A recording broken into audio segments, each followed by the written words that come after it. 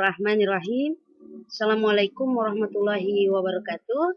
Kita bertemu kembali di mata kuliah rancangan percobaan untuk pertemuan kedua. Baiklah, semoga semuanya selalu sehat. Kita mulai materi kita hari ini yaitu tentang prinsip dasar dari rancangan percobaan. Nah, apa sih yang dimaksud dengan percobaan itu? Percobaan itu adalah sebenarnya merupakan suatu penyelidikan terencana. Jadi memang sudah direncanakan ya. Untuk apa? Untuk mendapatkan suatu fakta baru. Ya, untuk memperkuat ataupun menolak hasil-hasil penelitian terdahulu. Jadi bisa kita katakan bahwa untuk membuktikan suatu hipotesis atau teori. Karena kalau teori bisa saja dia berlaku untuk sesuai zamannya. Kadangkala penelitian terdahulu berlaku, kemungkinan kalau kita teliti sekarang kan bisa saja tidak berlaku. Sehingga memang tujuannya untuk memperkuat atau menerima atau menolak hasil penelitian terdahulu. Atau dengan kata lain,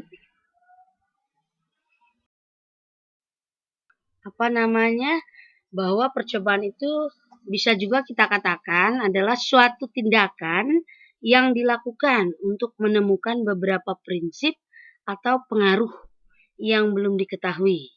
Jadi kita menguji ya, membuktikan, menguatkan ya, apakah betul teori yang telah kita mungkin baca atau telah kita lihat teori-teori terdahulu. Jadi untuk membuktikan suatu teori, sebenarnya itu yang dimaksud dengan percobaan sebenarnya. Nah,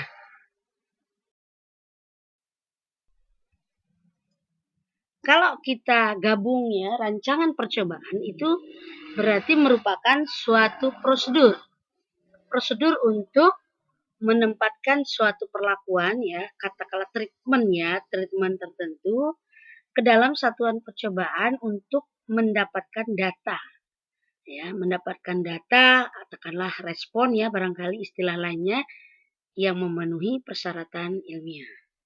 Jadi merupakan suatu prosedur ya, kan rancangan. Bagaimana merancang suatu percobaan yang baik.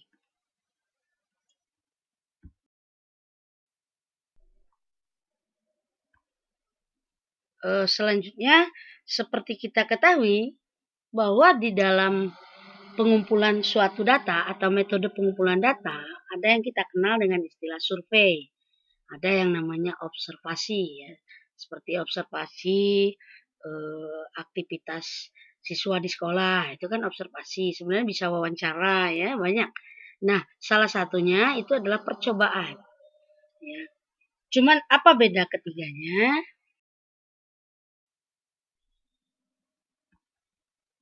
Nah, kalau survei itu biasanya data sudah ada di lapangan, tinggal dikumpulkan. Ya, mungkin dengan teknik penarikan sampel tertentu. Biasanya jumlah datanya juga cukup besar. Nah, kalau observasi itu biasanya tidak gampang. Karena mungkin saja yang diamati tidak teramati. Jadi sulit melihat perubahan terjadi pada respon. Ya, mungkin tidak diketahui oleh peneliti. Misalnya kita mengamati seorang siswa yang katakanlah tidak punya aktivitas, dia main game saja di kelas. Tapi kita tidak tahu alasan kenapa dia main game. Kita hanya bisa mengamati dari luarnya saja. Kecuali kalau wawancara mungkin ya lebih dalam lagi. Jadi perbedaannya dengan survei seperti itu. Nah kemudian, bagaimana dengan percobaan itu sendiri? Ini biasanya kita menciptakan data. Artinya kita ingin menimbulkan, mengambil data dengan memberikan suatu perlakuan atau treatment ya, dengan mengamati perubahan yang terjadi pada respon. Misalnya, apakah misalnya jam belajar siswa mempengaruhi hasil belajar siswa. Nah, berarti nanti kita ciptakan ada kelas yang belajarnya pagi, ada kelas yang belajarnya siang. Nanti kita lihat apakah terdapat perbedaan hasil belajar di antara dua jam mengajar atau waktu mengajar tersebut. Nah, itu percobaannya. Nah, treatmentnya apa kalau dari contoh ini? Berarti perlakuannya adalah memberikan jam mengajar pada kelas waktu yang berbeda. Kita lanjut ya.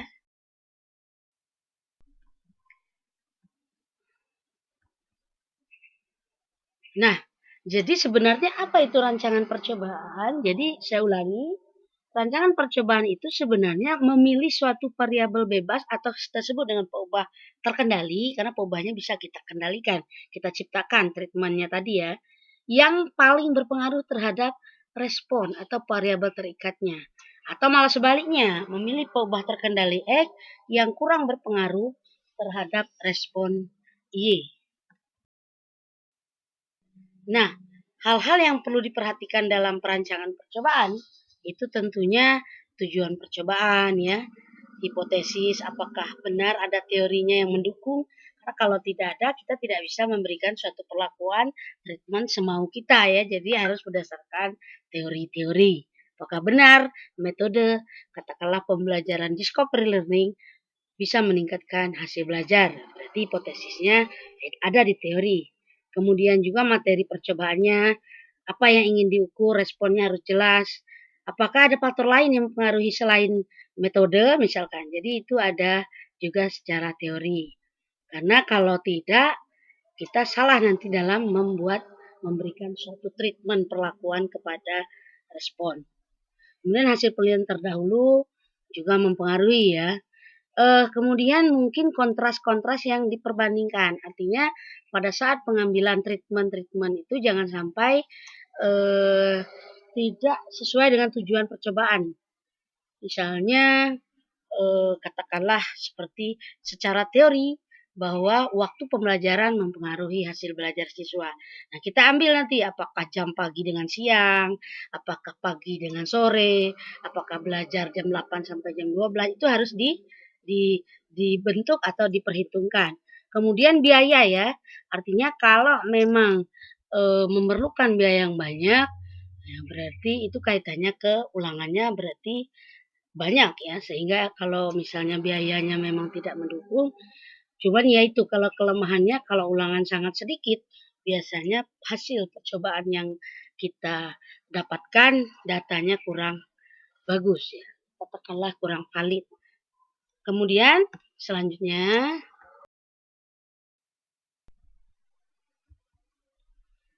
nah istilah-istilah dalam rancangan percobaan itu banyak ya, salah satunya antara lain itu ada kita kenal dengan perlakuan atau treatment. Ada unit percobaan atau satuan percobaan. Ada satuan pengamatan atau sampling unit. Ada faktor, ada taraf atau level. Mungkin supaya lebih jelas.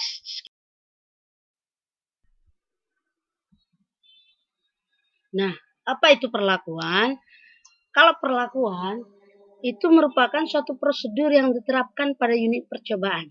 Seperti tadi, perlakuannya pemberian jam mengajar yang berbeda. Mungkin kalau lihat yang lain, pemberian pupuk yang berbeda pada tanaman umpamanya.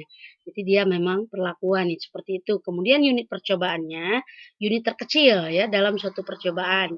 Misalkan katakanlah eh, katakanlah yang ingin diteliti hanya kelas kelas 1. Berarti unit percobaannya nggak bisa mengambil kelas 2 walaupun sama-sama SMP sekian-sekian misalkan. Tapi kalau umpamanya yang ingin diteliti adalah katakanlah kelas tertentu, ya lebih spesifik lagi sehingga unit percobaannya kelas misalkan 1A apa 1B. Kalau misalnya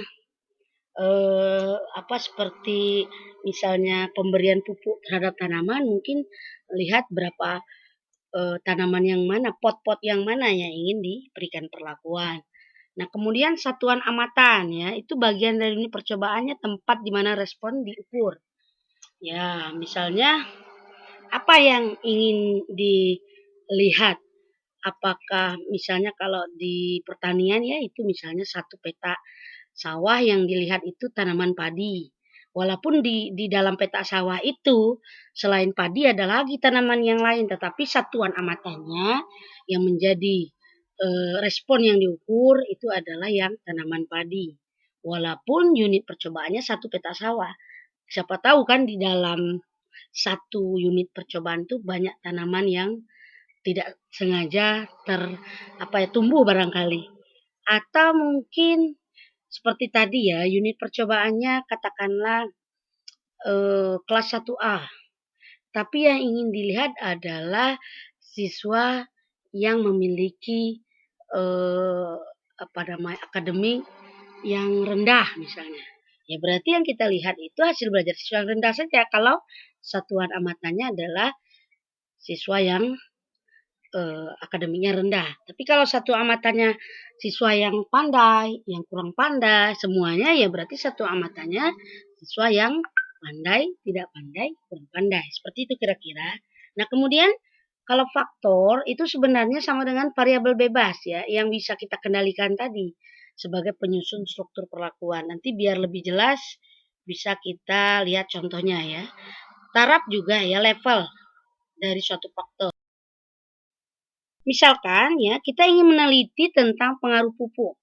Misalnya ada 4 jenis pupuk ya. Ada pupuk P0, pupuk P1, P2, dan P3. Itu apakah pupuk ini mempengaruhi hasil panen tanaman padi pada suatu lahan, yaitu 1 hektar lahan. Nah, kita lihat di sini perlakuannya ya berarti pemberian 4 jenis pupuk. Unit percobaannya misalkan 1 petak sawah, artinya tidak semua sawah, walaupun 1 hektar, masa kita meneliti 1 hektar? Terlalu banyak ya, mungkin enggak, biayanya juga repot nih. Jadi yang ingin dilihat atau unit percobaannya 1 petak sawah. Apa yang diamati? Tanaman padi, walaupun ada tanaman lain di situ. Faktornya ya berarti pupuk, karena kita mau lihat pengaruh pupuk. Levelnya itu ada 4, artinya pupuk tadi ada level P0, P1, P2, P3. Nah, responnya apa yang ingin diukur? Yang ingin diukur ya berarti kan mempengaruhi apa tadi hasil panen. Ya berarti responnya hasil panen atau produktivitas tanaman padi. Oke, lanjut ya. Ilustrasi kedua, apabila ingin dilihat misalnya pengaruh gaya mengajar guru terhadap hasil belajar siswa pada kelas sekian-sekian di SMP ini berapa ini? Negeri 1 Kota Bengkulu. Ini untuk diskusi ya. Kira-kira apa sih yang menjadi faktornya? Nah, apa sih taraf, apa perlakuan, apa unit percobaan, satuan amatan, dan responnya? Silakan didiskusikan ya, boleh di WA Group atau di e-learning Unip ya, silakan. Lanjut sedikit lagi, sekarang di dalam perancangan percobaan itu ada 3, ada yang namanya rancangan perlakuan, rancangan lingkungan, rancangan respon. Apa itu rancangan perlakuan? Ini berkaitan dengan perlakuan-perlakuan tersebut dibentuk. Apakah menggunakan 1 faktor, apa 2 faktor, atau 3 faktor, atau lebih. Misalnya, saya ingin melihat pengaruh metode pembelajaran terhadap hasil belajar siswa. Berarti faktornya hanya metode. Atau saya ingin melihat pengaruh metode dan waktu belajar siswa. Berarti 2 faktor. Faktor metode, misalnya metodenya ada 3, discovery learning, metode alat peraga, metode jigsaw, berarti kan 3 metodenya, levelnya ada 3 tuh. Nah, atau ditambah faktor 1 lagi, faktor waktu, pagi dan siang, berarti levelnya 2. Nah, itu tergantung ya, tergantung apa yang ingin kita lakukan. Rancangan lingkungan itu juga terkait dengan bagaimana perlakuan ditempatkan pada unit-unit percobaan. Apakah menggunakan rancangan acak lengkap atau RAL, menggunakan rancangan acak kelompok atau RAK misalkan. Nah ini kan tergantung apakah dikelompokkan, misalnya siswanya dikelompokkan, apakah dipisah antara laki-laki dan perempuan, apakah tidak, itu tergantung bagaimana keragaman dari data itu sendiri nanti. Nah kemudian rancangan respon itu juga dilihat apa alat ukur yang kita seperti apa misalkan. Ingin mengukur hasil belajar itu seperti apa, apakah tes, apakah atau yang lain. Misalnya mengukur aktivitas siswa menggunakan apa. Jadi itu perlu dipertimbangkan. Jadi ada rancangan perlakuan, rancangan lingkungan, rancangan respon. Baik, saya lanjutkan ya. Prinsip utama dari perancangan percobaan itu ada 3 ya. Ada yang namanya pengacakan atau randomization, pengulangan, pengendalian lokal. Apa sih beda antara Nah, kalau pengacakan itu artinya bahwa masing-masing satuan percobaan untuk dikenakan perlakuan itu memiliki peluang probability yang sama, ya. Jangan sampai nanti misalnya meneliti siswa hanya yang pandai saja, atau meneliti siswa yang aktif saja, atau kalau di pertanian misalkan tanah yang diambil yang subur saja, sedangkan yang tidak subur tidak, berarti kan dia tidak acak, artinya tidak kesempatannya sama untuk terambil, supaya hasilnya tidak bias ya, hasilnya absah. Nah, kemudian apa itu pengulangan? Kalau pengulangan itu biasanya perlakuan nggak sekali saja diberikan. Misalnya kalau siswa itu lebih dari sekali. Siswa yang pintar mungkin lebih dari satu. Siswa yang tidak pintar lebih dari satu. Kalau cuma satu, itu bisa persepsi bisa saja pengaruh yang diberikan itu bukan karena siswa pintar atau tidak pintar. Karena memang ulangannya kurang ya. Belum sah karena hanya satu. Jadi ulangan itu lebih dari satu kali muncul. Nah, jadi dia bisa menduga galat atau error dari percobaan itu sendiri, ketelitiannya, mengendalikan ragam galat ya, error. Kalau kita lihat seperti ini ya, jadi perlakuan katakanlah suatu percobaan ada T, misalnya ada perlakuan 1, perlakuan 2 sampai T perlakuan. Di mana masing-masing perlakuan ini diulang sebanyak R kali. Ini sama, ulangannya sama berarti ya. Misalnya perlakuan 1, katakanlah kelas yang diajarkan metode jigsaw itu ada 10 orang, berarti ulangannya itu 10, R-nya 10. Kemudian yang diajarkan metode discovery learning ada 10 juga. Berarti ulangannya 10. Kan ini sama ulangannya. Bisa juga tidak sama, tidak mesti sama ulangannya. Kemudian misalnya perlakuan ketiga, pembelajaran yang diberikan dengan model katakanlah discovery learning ya, atau yang lain. GI, group investigasi 10 juga. Jadi ini dengan pengendalian lokal itu berarti untuk mengurangi error atau galat percobaan untuk menentukan perlakuan sehingga keragaman yang ada di unit percobaan tidak mempengaruhi respon. Bagaimana caranya? Ya, seperti saya bilang tadi, kalau dia relatif homogen, kita bisa pakai rancangan acak lengkap tanpa pengelompokan. Tapi kalau dia relatif misalnya heterogen, bisa kita pakai rancangan acak kelompok. Dikelompokkan laki-laki dan perempuan, karena mungkin berbeda dan sebagainya. Kalau tidak, hasilnya mungkin kurang bagus. Kemudian penggunaan variabel kontrol. Misalnya kalau misalnya ada 3 kelas yang ngajarnya gurunya sama, yang sampai kelas A guru yang A, kelas B guru B, kelas C guru C. Karena gurunya beda ya hasil belajarnya mungkin bisa saja berbeda kan. Itu artinya pengendalian lokal. Supaya sama semua, hal-hal yang mempengaruhi respon itu hanya dilihat dari treatment perlakuan yang kita berikan tanpa faktor yang lain.